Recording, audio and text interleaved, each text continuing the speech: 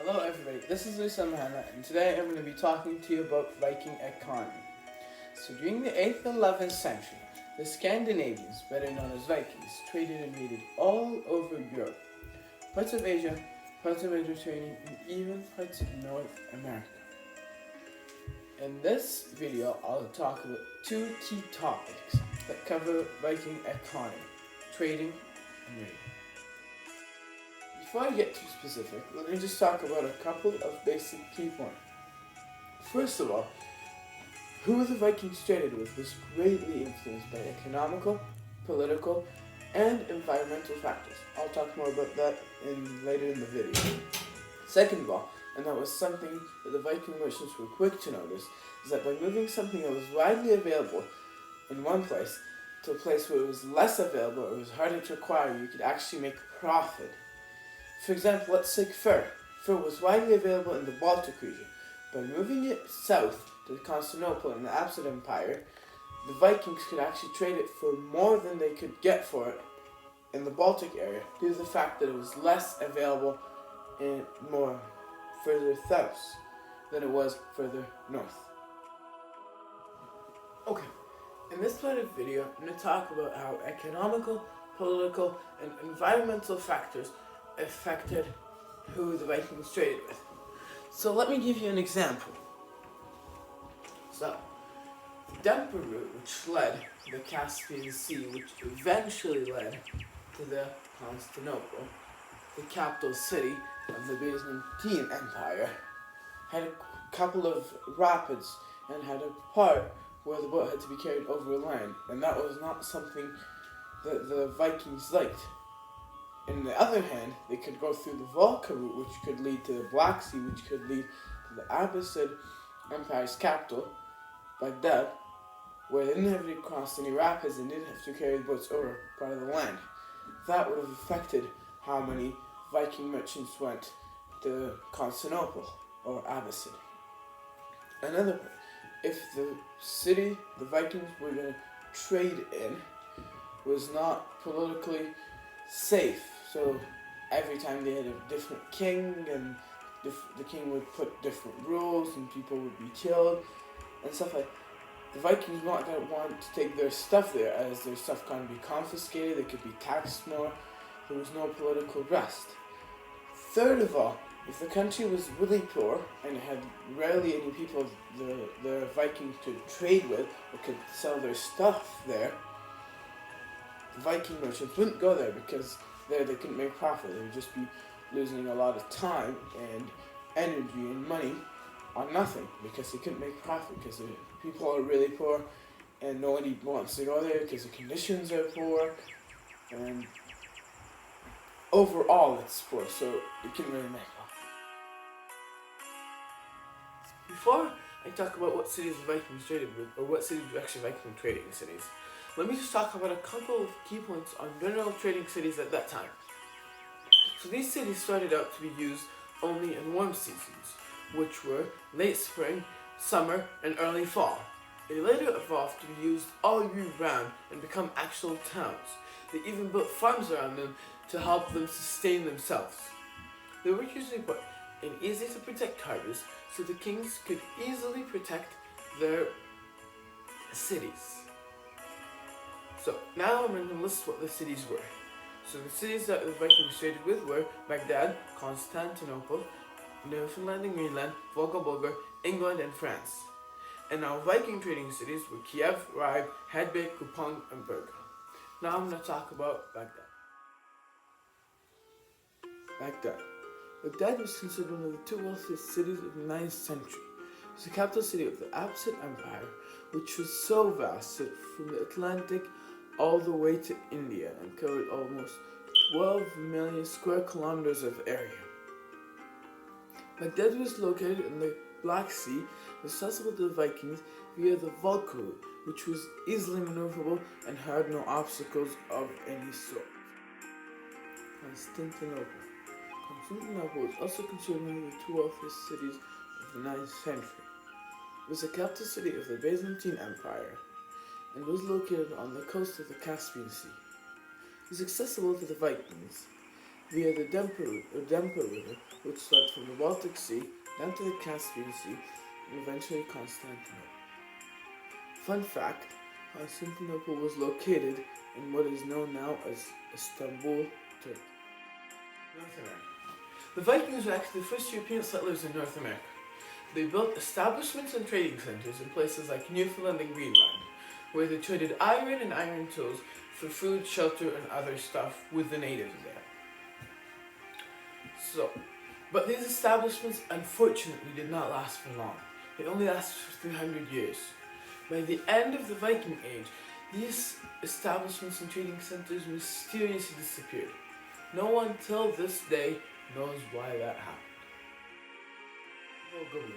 Volga was founded by Kutrag, the son of Kubrat, who was the king of the Bulgars. He founded it as a part of his mission to expand the influence of the Bulgarian Empire.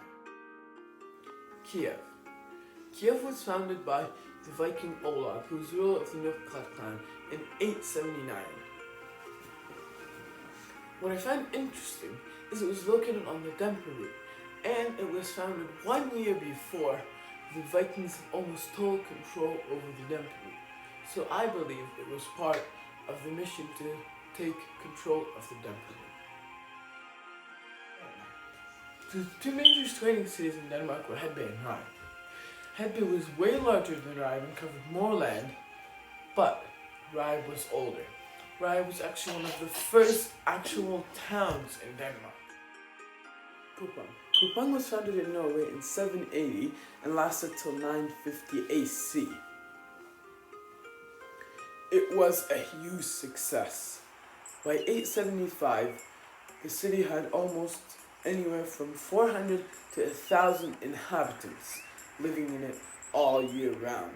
And that was a huge number for a city in those times. One more fact, it was actually one of the oldest Norwegian towns. Birka was founded by the Sweden kings as part of a mission to control Scandinavian trade. Evidence suggests or shows that they had merchants from all over Europe and other parts of the world like the Arab states.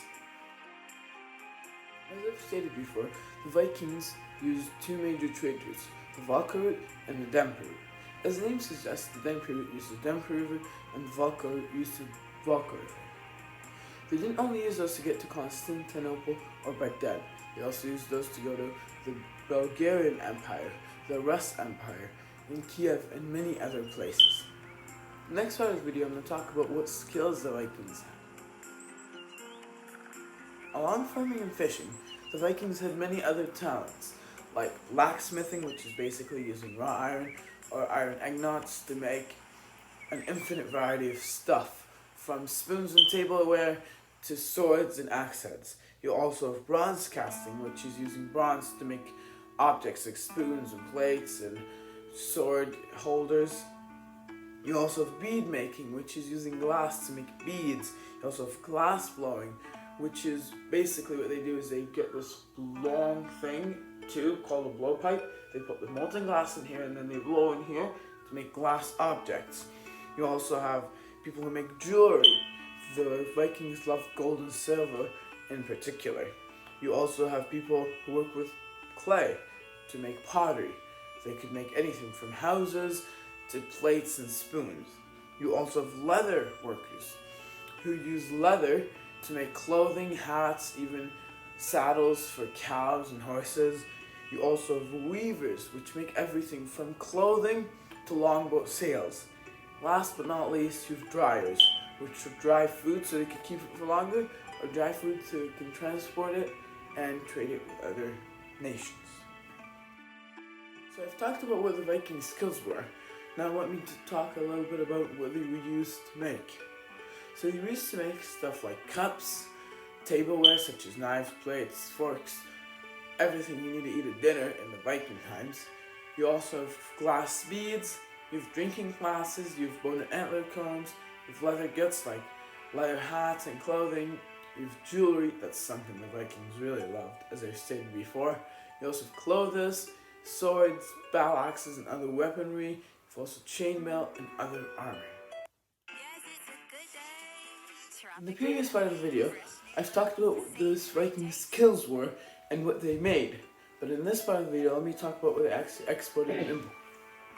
Along all the other stuff that I talked about before, the Vikings also exported stuff like honey, tin, wheat, wool, wood, iron, fur, leather, fish, lawless ivory, and slaves. Slaves were very wanted in huge quantities in Baghdad. There was always somebody to buy slaves.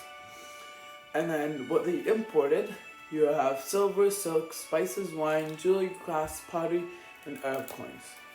For anybody who doesn't know what exporting and importing is moving something out of your homeland to another place to trade it or sell it with somebody. Importing is bringing stuff in from other places where you don't have access to that stuff in your homeland or it's too expensive. Slaves. So the Vikings acquired slaves either during raiding or if you had a debt on somebody and you couldn't pay that debt, you became their slave. That's how the rules were in Viking society. Slaves were craved by Vikings as they were very expensive, wanted a huge scale in the Abbasid Empire's trading centers, and if a family had slaves, that was a sign that it was wealthy. So now I'm going to talk a little bit about raiding.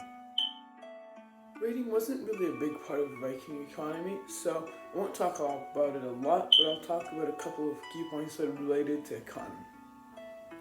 The first thing, the Vikings raided so they could have land, so they could have a better economy, so they could have more money. Because as you know, the Scandinavian land could not support the growing population. That's why the whole Viking Age thing started in the beginning. And one more thing that they wanted to do by raiding was take control over foreign trade. They tried to take control of key trading cities that are on the coast so they could control all the stuff that are coming from foreign countries. And that is something I found really interesting. And especially in the early raids, they took everything. They either killed all the men, women, and children, or took them all. They took everything they could get their hands on. Precious stones, food, livestock, anything that they could sell or they could use, something that was valuable. I'm just going to tell you a little bit of fun facts before the end of the video. First of all, the Volga River was actually 3,500 kilometers long. The Dnieper River is 2,200 kilometers long. That's huge. You also, the longboats were actually symmetrical on both sides, so when the conditions were not good or they were too icy, the Vikings did not have to turn around. All they had to do was run the other way because they were literally symmetrical. First of all, the longboats usually had decorated headpieces on them. And last but not least, the Vikings actually had a money system. They used silver. A specific weight of silver was worth a specific amount of money. Thank you very much for watching this video. I hope you enjoyed it and found it informative.